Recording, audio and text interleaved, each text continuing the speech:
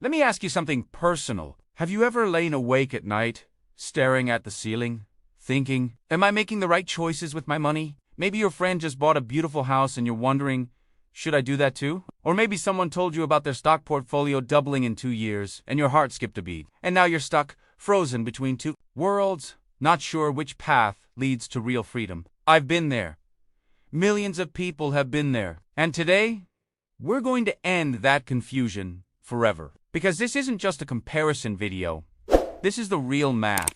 The numbers nobody talks about. The truth that could literally change the direction of your financial life. Stay with me, because by the end of this video, you're going to feel something powerful: clarity. Why this question matters so much. Here's why this question keeps people up at night. A good life. We want to wake up one day and not worry about bills. Not panic when money, when used correctly, is the tool that buys you that peace, that freedom, that happiness. But here's the painful truth. Most people never learn how to use that tool properly. They either do nothing with their money, leaving it in a savings account that barely keeps up with inflation, or they jump into something they don't fully understand and get burned. So, let's fix that today. Real estate versus stocks. Two of the most powerful wealth-building tools in human history.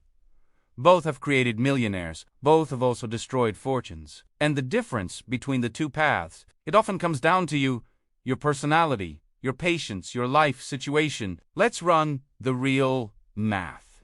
Round 1, the numbers. Historical returns. Let's start with the raw numbers, because numbers don't lie. Stocks first. The S&P 500, which tracks 500 of the biggest companies in America, has returned an average of about 10% per year. Over the last 100 years, after adjusting for inflation, that's roughly 7% real returns annually. Now, here's where it gets exciting. If you had invested just $10,000 in an S&P 500 index fund 30 years ago and never touched it, not once, that $10,000 would be worth approximately $174,000 today. You didn't lift a finger. You didn't take any calls. You didn't fix a leaking roof at midnight. You just waited, and time did the work. That's the magic of compound interest. Albert Einstein reportedly called it the eighth wonder of the world. And honestly, he wasn't wrong. Now, real estate. Real estate is a bit trickier to measure because it depends enormously on location, timing, and how you use the property. But here are the broad numbers. Home prices in the U.S. have historically appreciated at around 3 to 4% per year, which, after inflation, is roughly 1% real return on the raw price alone. Wait, so real estate actually underperforms stocks on price appreciation alone? Yes. But here's the twist that changes everything.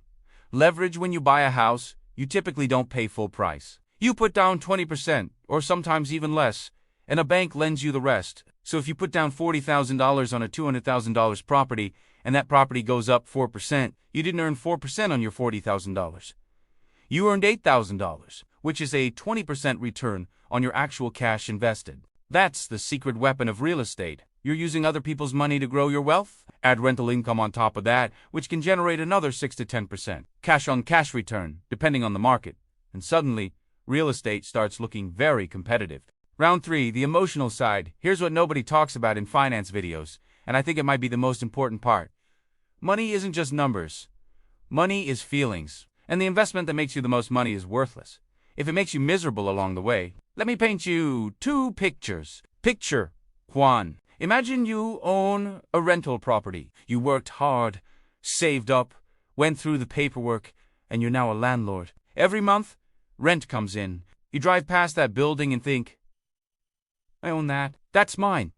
There's a pride, a tangibility, a warmth that comes from owning something real, something you can touch, something your family can live in if needed, something that exists in the physical world. For many people, especially those who grew up with financial insecurity, owning real estate feels like safety. It's the embodiment of stability. Your parents told you, own your home. Land is the one thing they can't make more of. That feeling is real, and it has value. Picture 2. Now imagine it's 2 a.m. Your phone buzzes. It's your tenant. The heater broke? You need to find a plumber. Tonight, you're stressed, tired, and calculating the cost in your head while half asleep. Or worse, imagine the economy hits a wall. Your rental sits empty for 4 months. The mortgage doesn't pause. The property taxes don't pause. But the income, gone. Gone. Real estate demands something stocks never will. your time, your attention, and your emotional energy. Now flip the script. Stocks are beautifully passive. You set up an automatic investment, and every month, money flows in quietly. No phone calls, no repairs, no tenants. You can check your portfolio from a beach in Bali or a cafe in Istanbul. That kind of freedom is intoxicating. But stocks have their own emotional terror. In 2008, the market dropped 57%. In 2020, it crashed 34% in 33 days. If you had $200,000 invested, watching it become $86,000 in a few weeks, even temporarily, is an experience that breaks people. They sell, they lock in the loss, and they never recover the gains that came roaring back. The stock market will test your soul. It will test your patience. It will make you question everything you believe about money. So here's the real question. What kind of stress can you handle? Because the best investment is the one you can actually stick with through the hard times. Round 4, the side-by-side scenario. Let's make this concrete. Let's follow two people. Call them Amir and Sarah, both starting at age 30 with $50,000 to invest. Amir chooses real estate. He uses his $50,000 as a down payment on a $250,000 rental property. He rents it out for $1,800 a month. After mortgage, taxes, insurance, and maintenance, he nets about $400 a month, $4,800 a year in cash flow. Over 30 years, assuming 3.5% annual appreciation, that property is now worth approximately $700,000. He's also paid down most of the mortgage, so he owns it outright, or nearly so. His total wealth from this one property, equity of roughly $650,000 plus $144,000 in cumulative rental income conservatively. Total, nearly $800,000. And he could have repeated this process, buying a second, third, fourth property. Real estate investors often use equity from one property to fund the next. It snowballs. Sarah chooses stocks. Sarah invests her $50,000 in a low-cost S&P 500 index fund and adds $400 a month, the equivalent of what Amir nets from rent, to keep it fair. She earns an average of 9% annually after 30 years. Her portfolio is worth approximately $1,100,000.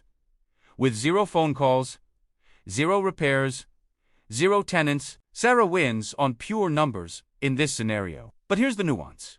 Amir's real estate is a hard asset. It has intrinsic value. It generates income. It can be passed to his children who can live in it or rent it. And he likely used a tax strategy called depreciation to legally reduce his taxes along the way. Sarah's wealth is more liquid. She can access it faster, diversify easily, and scale without geographic limitations. Neither of them made a mistake. Both of them are millionaires by retirement. The difference is the journey. Round 5. The real advice. Okay, here's where I stop being an analyst and start being honest with you. The internet loves to declare a winner. Real estate always wins. Stocks beat everything, but that's not real life. Real life is messy and beautiful and personal. Here's what I genuinely believe, and what the data supports. The best investment you can make is in yourself first, before stockies, before real estate. Invest in your financial education, your earning power, your emotional intelligence around money, because a person who earns $100,000 a year on Savis 30% will always outperform someone earning $50,000 regardless of where they invest. Second, start. Just start. The biggest wealth killer isn't choosing the wrong investment. It's paralysis. It's waiting for the perfect moment. It's spending 5 years researching instead of doing. Every year you delay is money you can never recover. Time in the market beats timing the market. Every single time.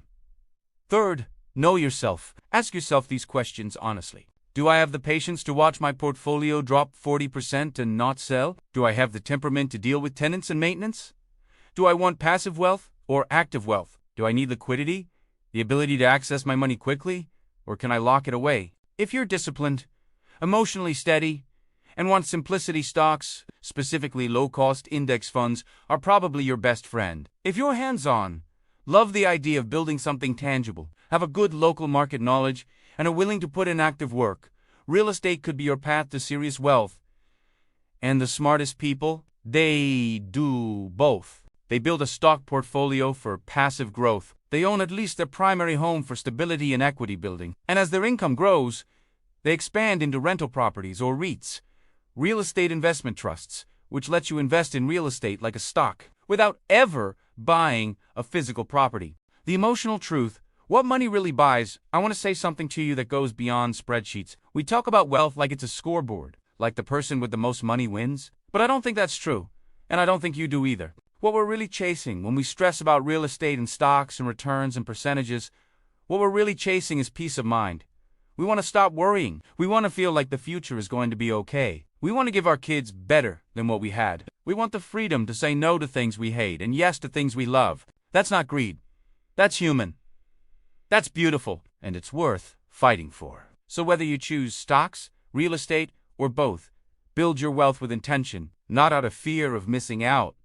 Not because someone on the internet told you to, but because you have a vision for your life, a real, specific, emotional vision, and you're using money as the vehicle to get there. Write down what financial freedom actually looks like for you. What would you do differently tomorrow if money weren't a constraint?